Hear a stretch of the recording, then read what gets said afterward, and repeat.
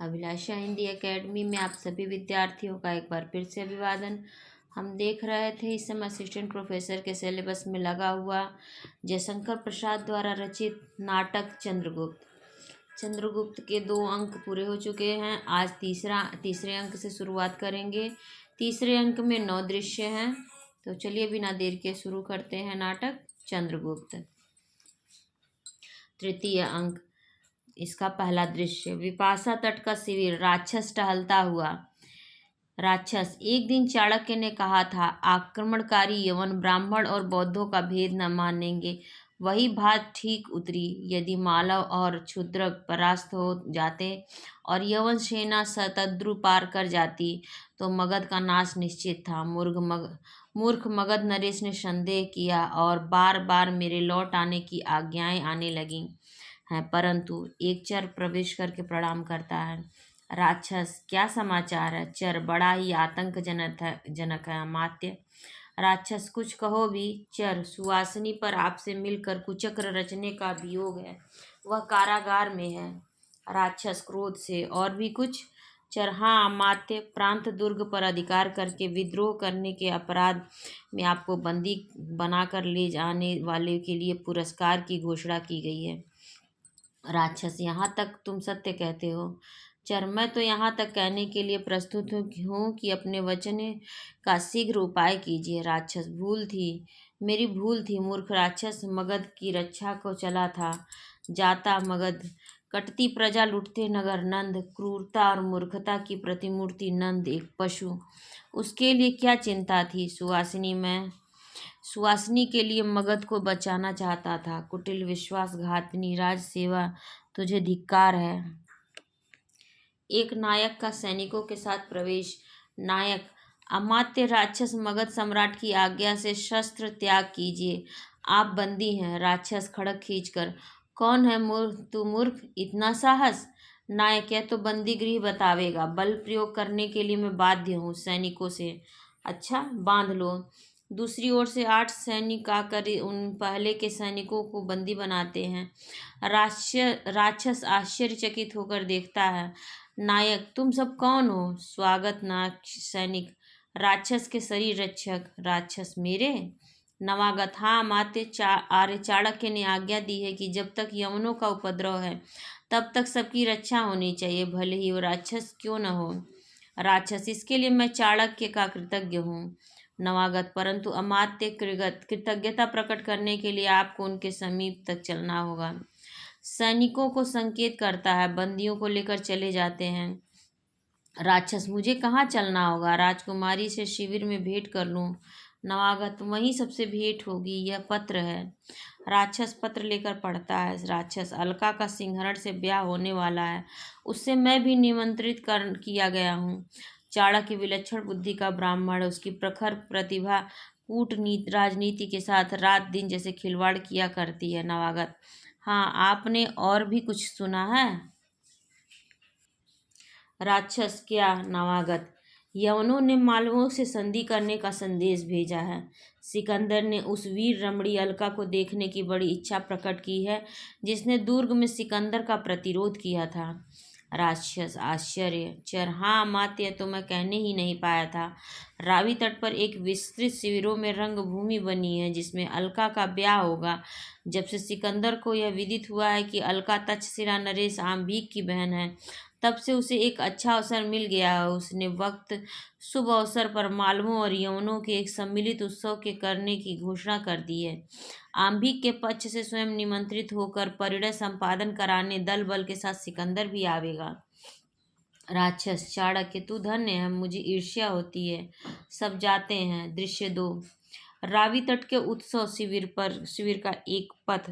पर्वतेश्वर अकेले टहलते हुए। पर्वतेश्वर। आह, कैसा अपमान! जिस पर्वतेश्वर ने उत्तरा पथ में अनेक प्रबल शत्रुओं के रहते हुए भी विरोधों को कुचलकर गर्व से सिर ऊंचा कर रखा था, जिसने दुर्दांत सिकंदर के सामने मरण को तुच्छ समझते हुए वृक्ष ऊंचा करके भाग्य से हंसी ठट्ठा किया था, उसी का यह तिरस्कार सो भी एक स्त्री के द्वारा और सिकंदर के संकेत से प्रतिशोध रक्त पिशाची प्रतिहिंसा अपने दांतों से नसों को नोच रही है। मरूं या मार डालूं? मारना तो असंभव है। सिंहरण और अलका वर वधु वेश में मालवों के चुने हुए वीरों से वे घिरे हैं। सिकंदर उनकी प्रशंसा और आदर में लगा है। इस समय सिंहरण पर हाथ उठाना असफलता के पैरों तले गिरना है। तो फिर जीकर क्या करूं? छुरा निकाल कर आत्महत्या करना चाहता है। चाणक्य आकर हाथ पकड़ लेता है। पर्वतेश्वर कौन? चाणक्य। ब्राह्मण चाणक्य। पर्वतेश्वर, इस मेरे अंतिम समय में कुछ दान चाहते हो? चाणक्य, हाँ। पर्वतेश्वर, मैंने अपना राज्य दिया, अब हटो। चाणक्य, यह तो तुमने दे दिया, परंतु इसे मैंने तुमसे मांगा न था। पौरव। पर्वतेश्वर, फिर क्या चाहते हो? चाणक्य, एक प्रश्न का उत्तर। पर्वतेश्वर, तो अपनी बात स्मरण दिलाने आए हो? तो ठीक है ब्राह्मण, तुम्हारी बात सच हुई है, उन्होंने आर्यावर्त को पददलित कर लिया। मैं गर्व में भूला था, तुम्हारी बात न मानी, सब अब उसी का प्रायश्चित करने जाता हूँ, छोड़ दो। चाणक्य, पौरव शांत हो, मैं एक दूसरी बात पूछता हूँ, वृषल चंद्रगुप्त क्षत्रिय है कि नहीं, अथवा उसमें मूर्धाभिषिक्त करने में ब्राह्मण से भूल हुई? पर्वतेश्वर, आह ब्राह्मण, व्यंग न करो, चंद्रगुप्त के क्षत्रिय होने का प्रमाण यही विराट आयोजन है। आर्य चाणक्य, में क्षमता रखते हुए जिस काम को न कर सका, वह कार्य निस्सहाय चंद्रगुप्त ने किया। आर्यावर्त से यवनों को निकल निकल जाने का संकेत उसके प्रचुर बल का द्योतक है। मैं विश्वस्त हृदय से कहता हूँ कि चंद्रगुप्त आर्यावर्त का एक छत्र सम्राट होने के उपयुक्त है।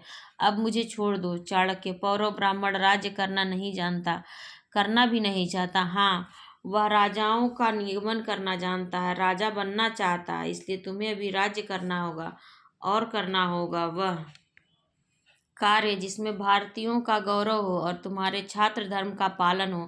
पर्वतेश्वर, छुरा फेंक कर, वह क्या काम है? चाणक्य, जिन यवनों ने तुमको लांछित और अपमानित किया है, उनसे प्रतिशोध।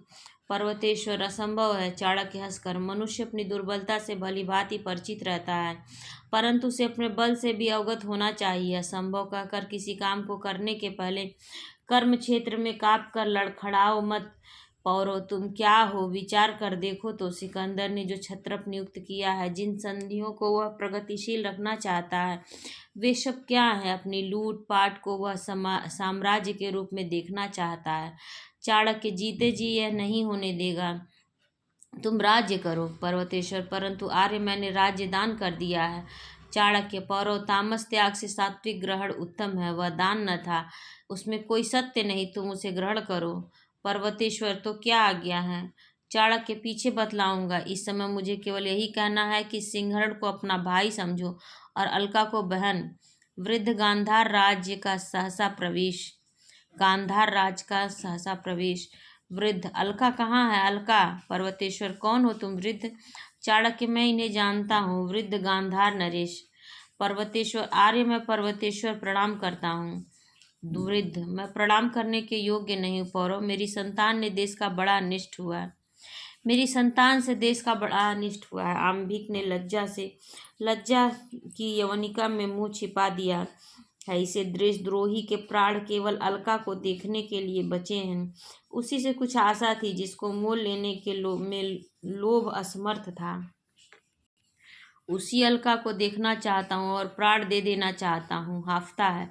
चाणक्य, क्षत्रिय, तुम्हारे पाप और पुण्य दोनों जीवित हैं। स्वस्तिमती अलका आज सौभाग्यवती होने जा रही है, चलो कन्या संप्रदान करके प्रसन्न हो जाओ। चाणक्य, वृद्ध गांधार नरेश को लिवा जाता है। पर्वतेश्वर, जाऊं? किधर जाऊं?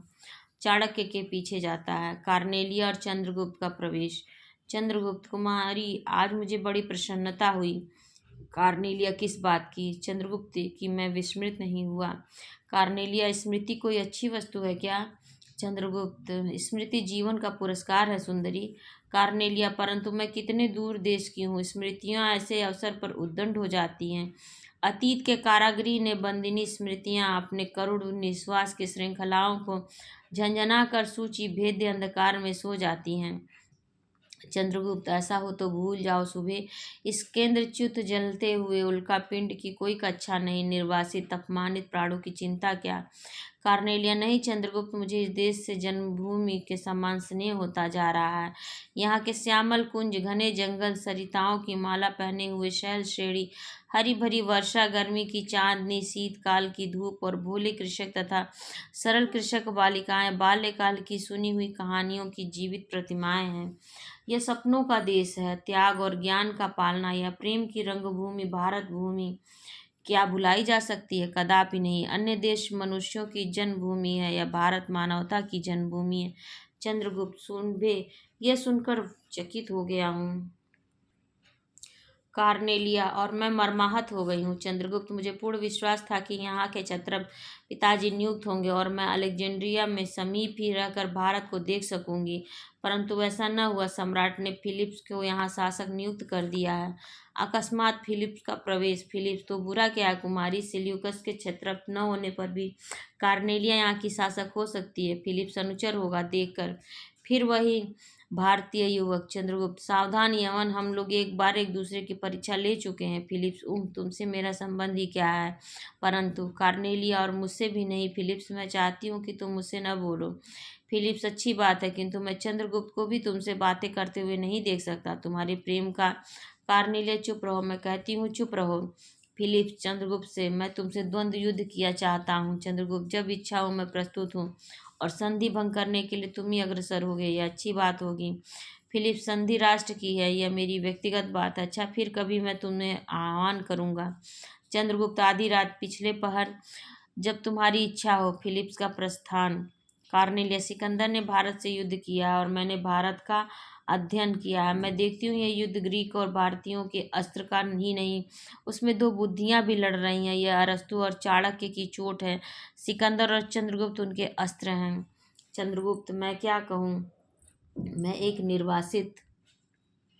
कार्नेलिया, लोग चाहे जो कहें, मैं भली भांति जानती हूँ कि अभी तक चाणक्य की विजय है। पिताजी से और मुझसे इस विषय पर अच्छा विवाद होता है, वे अरस्तु के शिष्यों में हैं। चंद्रगुप्त, भविष्य के घर में गर्भ में अभी बहुत से रहस्य छिपे हैं। कार्नेलिया, अच्छा तो मैं जाती हूँ और एक बार अपनी कृतज्ञता प्रकट करती हूँ, किंतु मुझे विश्वास है कि मैं पुनः लौट कर आऊँगी।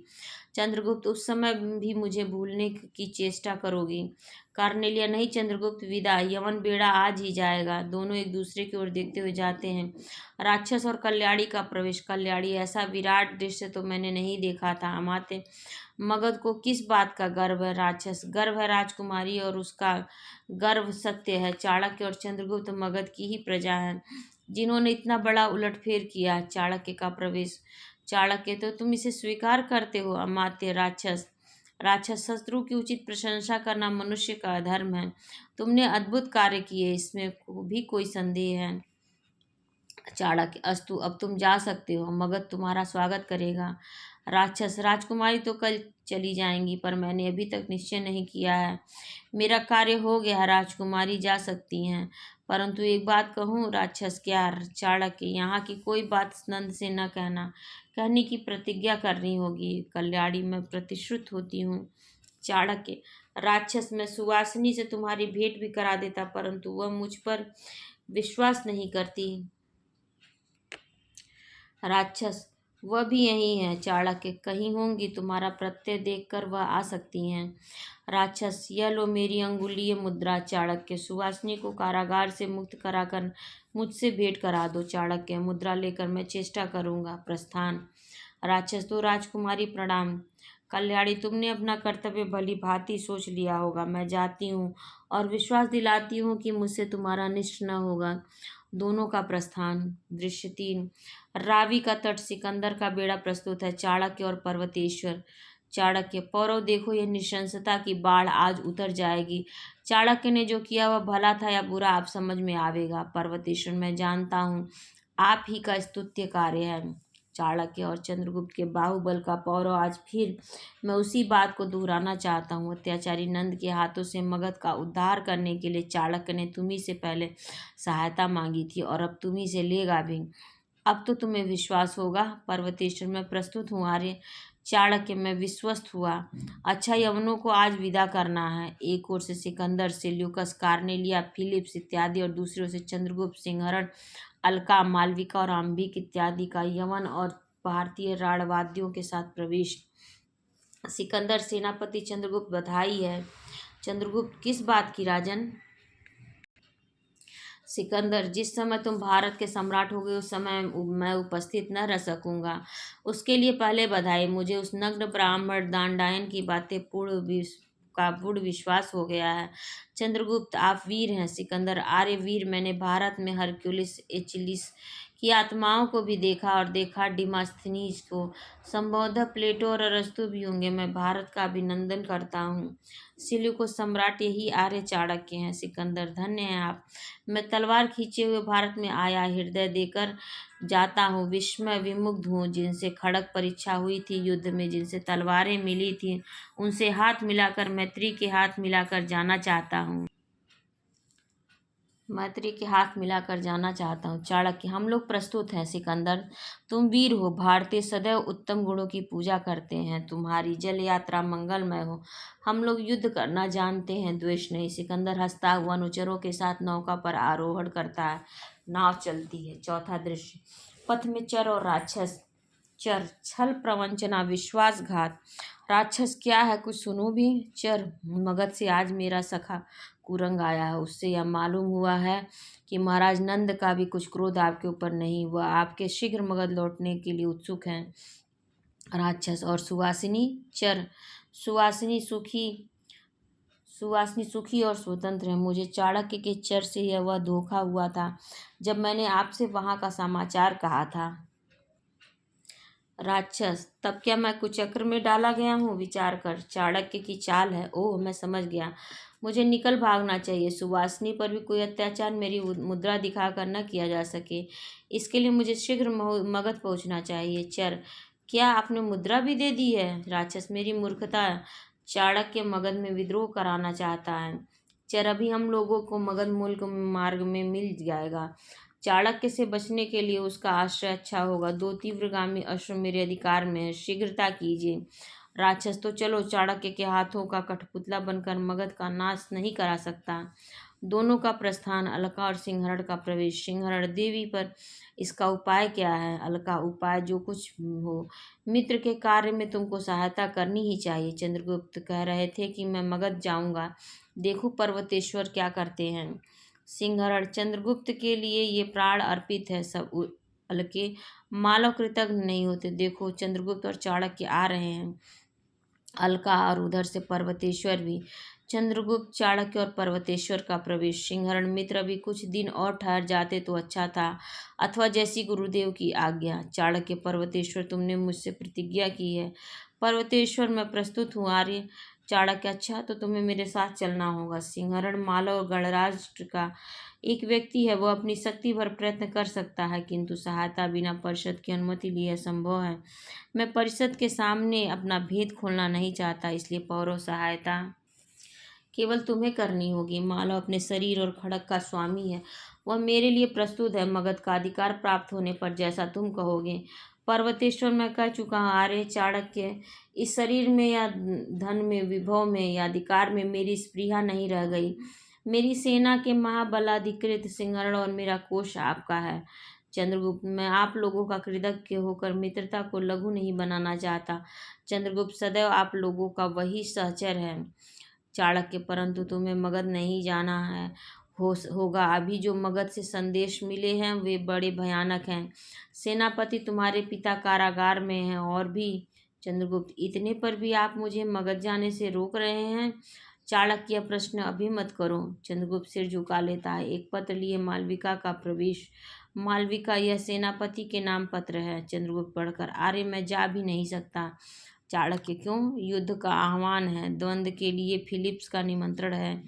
चाणक्य, तुम डरते तो नहीं? चंद्रगुप्त, आर्य, आप मेरा उपहास कर रहे हैं। चाणक्य हंसकर, तब ठीक है।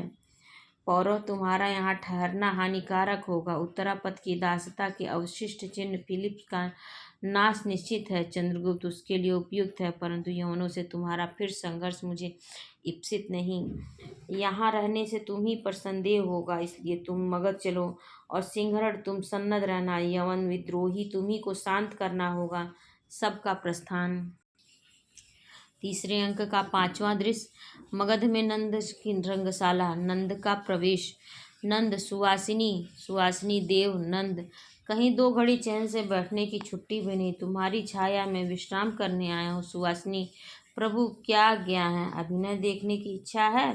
नंद नहीं सुवासिनी, अभिनय तो नित्य देख रहा हूँ। छल प्रताड़ना विद्रोह के अभिनय देखते देखते आंखें जल रही हैं। सेनापति मौर्य जिसके बल पर मैं भूला था, जिसके विश्वासन पर मैं निश्चिंत सोता था, विद्रोही पुत्र चंद्रगुप्त को सहायता पहुंचाता है, उसी का न्याय करना था। आजीवन नंदगुप्त का दंड देकर आ रहा हूँ। मन काँप रहा है, न्याय हुआ कि अन्याय, हृदय संदिग्ध है। सुवासिनी किस पर विश्वास करूं, सुवासिनी अपने परिजनों पर देव। नंद अमात्य राक्षस भी नहीं, मैं तो घबरा गया हूँ। सुवासिनी द्राक्षा सौ ले आऊं, नंद ले आओ सुवासिनी। जाती है सुवासिनी कितनी सरल है, प्रेम और यौवन के शीतल मेघ इस लहलहाती लता पर मंडरा रहे हैं, परंतु सुवासिनी का पान पात्र लिए हुए प्रवेश पात्र भर देती है। नंद सुवासिनी कुछ गाओ, वही उन्मादक गान सुवासिनी गाती है। आज इस यौवन के माधवी कुंज में कोकिल बोल रहा, मधु पीकर पागल हुआ करता प्रेम प्रलाप, शिथिल हुआ जाता हृदय जैसे अपने आप लाज के बंधन खोल रहा। बिछल रही है चांदनी छवि मतवाली रात, कही कहती कंपित अधरों से बहकाने की बात, कौन मधु मदिरा घोल रहा। नंद सुवासिनी जगत में और भी कुछ है, ऐसा मुझे तो नहीं प्रतीत होता। क्या उस कोकिल की पुकार केवल तुम ही सुनती हो? ओह, मैं इस स्वर्ग से कितनी दूर था सुवासिनी, कामुक की सी चेष्टा करता। सुवासिनी भ्रम है महाराज, एक वेतन पाने वाली का यह अभिनय है। नंद कभी नहीं, यह भ्रम है तो समस्त सरकार मिथ्या है, तुम सच कहती हो निर्बोध। नंद ने कभी वह पुकार नहीं सुनी। सुंदरी तुम मेरी प्राणेश्वरी हो। सुवासिनी सहसा चकित होकर, मैं दासी हूँ महाराज। नंद यह प्रलोभन देकर मेरी ऐसी छलना नंद नहीं भूल सकता। सुवासिनी आओ, हाथ पकड़ता है। सुवासिनी भयभीत होकर, महाराज मैं अमात्य राक्षस की धरोहर हूँ, सम्राट के योग्य नहीं बन सकती। नंद अमात्य राक्षस इस पृथ्वी पर तुम्हारा प्रणयी होकर नहीं जी सकता। सुवासिनी तो उसे खोजने के लिए स्वर्ग में जाऊंगी। नंद उसे बलपूर्वक पकड़ लेता है। ठीक उसी समय अमात्य का प्रवेश। नंद उसे देखते ही छोड़ता हुआ, तुम अमात्य राक्षस? राक्षस हाँ सम्राट, एक अबला पर अत्याचार न होने देने के लिए ठीक समय पर पहुंचा। नंद यह तुम्हारी अनुरक्तता है राक्षस, मैं लज्जित हूँ। राक्षस मैं प्रसन्न हुआ कि सम्राट अपने को परखने की चेष्टा करते हैं। अच्छा तो इस समय जाता हूँ, चलो सुवासिनी। दोनों जाते हैं। छठा दृश्य कुसुमपुर का प्रांत भाग। चाणक्य मालविका और अलका। मालविका सुवासिनी और राक्षस स्वतंत्र है, उनका परिणय शीघ्र ही होगा। इधर मौर्य कारागार में वर रुचि अपदस्थ नागरिक लोग नंद की उच्छृंखलताओं से असंतुष्ट हैं। चाणक्य ठीक है समय हो चला है। मालविका तुम नर्तकी बन सकती हो। मालविका हाँ मैं नृत्य कला जानती हूँ। चाणक्य तो नंद की रंगशाला में जाओ और लो यह मुद्रा तथा पत्र। राक्षस का विवाह होने से पहले ठीक 1 घड़ी पहले नंद के हाथ में देना और पूछने पर बता देना कि अमात्य राक्षस ने सुवासिनी को देने के लिए कहा था, परंतु मुझसे भेंट न हो सकी, इसलिए यह उन्हें लौटा देने को लाई हूँ। मालविका स्वगत क्या असत्य बोलना होगा? चंद्रगुप्त के लिए सब कुछ करूँगी प्रकट इच्छा से। चाणक्य मैंने सिंहरण को लिख दिया था कि चंद्रगुप्त को शीघ्र यहाँ भेजो। तुम यवनों के सिर उठाने पर उन्हें शांत करके आना, तब तक अलका मेरी रक्षा कर लेगी। मैं चाहता हूँ कि सब सेना वणिकों के रूप में धीरे धीरे कुसुमपुर में इकट्ठी हो जाए। उसी दिन राक्षस का ब्याह होगा, उसी दिन विद्रोह होगा और उसी दिन चंद्रगुप्त राजा होगा। अलका परंतु फिलिप्स के द्वंद्व युग से चंद्रगुप्त को लौट आने दीजिए। क्या जाने क्या हो, चाणक्य क्या हो, वही होकर रहेगा जिसे चाणक्य ने विचार करके ठीक कर लिया, किंतु अवसर पर एक क्षण का विलंब असफलता का प्रवर्तक हो जाता है।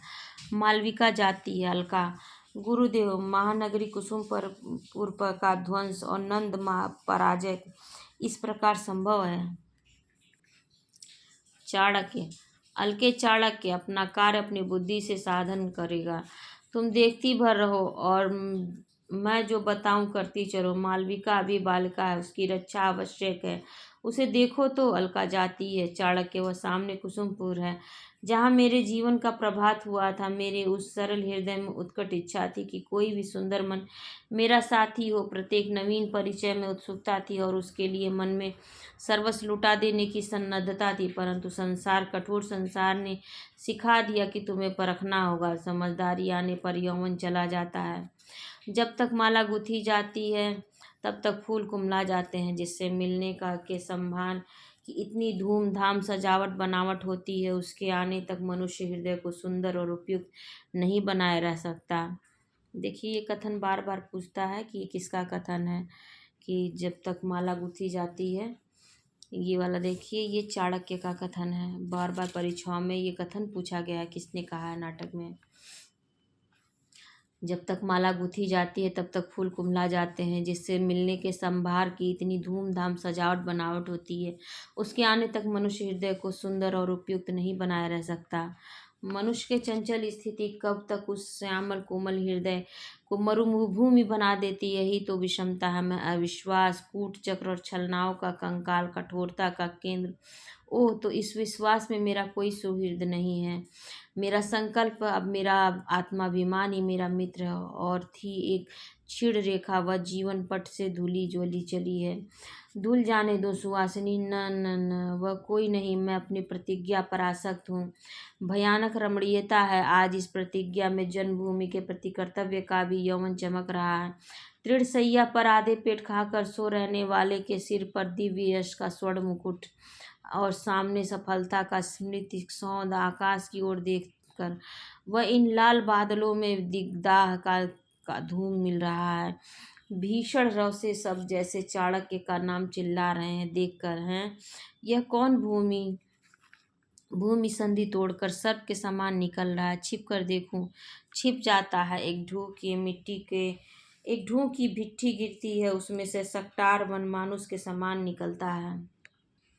सकटार चारों ओर देखकर आंख बंद कर लेता है, फिर खोलता हुआ। आंखें नहीं सह सकती, इन्हीं प्रकाश किरणों के लिए तड़प रही थी। ओह, तीखी है तो क्या मैं जीवित हूँ? कितने दिन हुए, कितने महीने, कितने वर्ष, नहीं स्मरण। अंधकूप की प्रधानता सर्वोपरि थी। 7 लड़के भूख से तड़प कर मरे। कृतज्ञ हूँ उस अंधकार का जिसने उन विबड़ मुखों को न देखने दिया, केवल उनके दम तोड़ने का क्षीण शब्द सुन सका, फिर भी जीवित रहा। सत्तू और नमक पानी से मिलाकर अपनी नसों से रक्त पीकर जीवित रहा, प्रतिहिंसा के लिए। पर अब शेष है, दम घुट रहा है। ओह, गिर पड़ता है। चाणक्य के पास आकर कपड़ा निचोड़कर मुंह में जल डाल सचेत करता है। चाणक्य, आह, तुम कोई दुखी मनुष्य हो, घबराओ मत, मैं तुम्हारी सहायता के लिए प्रस्तुत हूँ।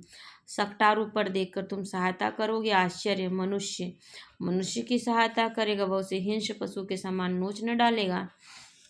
हाँ, यह दूसरी बात है कि वह जोक की तरह बिना कष्ट दिए रक्त चूसे, जिसमें कोई स्वार्थ न हो, ऐसी सहायता तुम भूखे भेड़िए। चाणक्य, अभागे मनुष्य, सबसे चौंक कर अलग न उछल। अविश्वास की चिंगारी पैरों के नीचे से हटा। तुम जैसे दुखी बहुत से पड़े हैं, यदि सहायता नहीं तो परस्पर का स्वार्थ ही सही। सकटार, दुख दुख का नाम सुना होगा, या कल्पित आशंका से तुम उसका नाम लेकर चिल्ला उठते होगे। देखा है कभी 7-7 गोद के लालों को भूख से तड़प कर मरते? अंधकार की घनी चादर में, बरसों भूगर्भ में की जीवित समाधि में एक दूसरे को अपना आहार देकर स्वेच्छा से मरते मरते मरते देखा है? प्रतिहिंसा की स्मृति को ठोकर मार कर जगाते और प्राण विसर्जन करते देखा है कभी? यह कष्ट उन सबों ने अपना आहार मुझे दिया, और पिता होकर भी मैं पत्थर सा जीवित रहा। उनका आहार खा डाला, उन्हें मरने दिया। जानते हो क्यों? वे सुकुमार थे, वे सुख की गोद में पले थे। वे नहीं सहन कर सकते थे, अतः सब मर जाते हैं। मैं बच रहा, प्रतिशोध के लिए, दानवी प्रतिहिंसा के लिए। ओह, उस अत्याचारी नर राक्षस की हथकड़ियों में से खींच कर एक बार रक्त का फुहार तो छोड़ता, इस पृथ्वी को उसी से रंगा देखता। चाणक्य, सावधान, सकटार को उठाता है। सकटार, सावधान हो, वे जो दुर्बलों पर अत्याचार करते हैं, पीड़ित पददलित सब तरह लूटा हुआ, जिसने पुत्रों की हड्डियों से सुरंग खोदी है, नखों से मिट्टी हटाई, उसके लिए सावधान रहने की आवश्यकता नहीं। मेरी वेदना अपने अंतिम अस्त्रों से सुसज्जित है। चाणक्य, तो भी तुमको प्रतिशोध लेना है। हम लोग एक ही पथ के पथिक हैं। घबराओ मत, क्या तुम्हारा और कोई भी संसार में जीवित नहीं? सकटार बची थी, पर न जाने कहाँ है। एक बालिका अपनी माता की स्मृति। सुवासिनी पर अब कहाँ है कौन जाने। चाणक्य, क्या कहा सुहासिनी? सकटार, हाँ सुहासिनी। चाणक्य, और तुम सकटार हो? सकटार चाणक्य का गला पकड़ लगता है, पकड़कर घोट दूंगा गला यदि फिर यह नाम तुमने लिया। मुझे नंद से प्रतिशोध ले लेने दे, फिर चाहे डोंडी पीटना। चाणक्य उसका हाथ हटाते हुए, वह सुवासिनी नंद की रंगशाला में है। मुझे पहचानते हो सकटार? नहीं तो देखता है। चाणक्य, तुम्हारे प्रतिवेशी सखा ब्राह्मण चड़क का पुत्र विष्णुगुप्त, तुम्हारी दिलाई हुई उसकी जिसकी भिक्षा ब्रह्मवृत्ति छीन ली गई, जो तुम्हारा सहकारी जानकर निर्वासित कर दिया गया, मैं उसी चड़क का पुत्र चाणक्य हूँ, जिसकी शिखा पर पकड़कर राज्यसभा में खींची गई, जो बंदीगृह में मृत्यु की प्रतीक्षा कर रहा था। मुझ पर विश्वास करोगे? सकटार विचरता हुआ खड़ा हो जाता। करूँगा, जो तुम कहोगे वही करूँगा। किसी तरह प्रतिशोध चाहिए। चाणक्य, तो चलो मेरी झोपड़ी में, इस सुरंग को घास फूस से ढक दो। दोनों ढक कर जाते हैं। 7वां दृश्य, नंद के राज मंदिर का एक प्रकोष्ठ। नंद, आज क्यों मेरा मन अनायास ही शंकित हो रहा है? कुछ नहीं होगा। सेनापति मौर्य की स्त्री को साथ लिए हुए वररुचि का प्रवेश। नंद, कौन है यह स्त्री? वररुचि, जय हो देव, यह सेनापति मौर्य की स्त्री है। नंद, क्या कहना चाहती है स्त्री? राजा प्रजा का पिता है, वही उसके अपराधों को क्षमा करके सुधार कर सकता है। चंद्रगुप्त बालक है, सम्राट उसके अपराध से कोई संबंध नहीं रखते, तब भी वह निर्वासित है। परंतु सेनापति पर क्या अभियोग है? मैं असहाय मगध की प्रजा श्री चरणों में निवेदन करती हूँ, मेरा पति छोड़ दिया जाए। पति और पुत्र दोनों से न वंचित किए जाऊं। नंद, रमणी राजदंड पति और पुत्र के मोहजाल से सर्वथा स्वतंत्र है, षड्यंत्रकारियों के लिए बहुत निष्ठुर है, निर्मम है, कठोर है।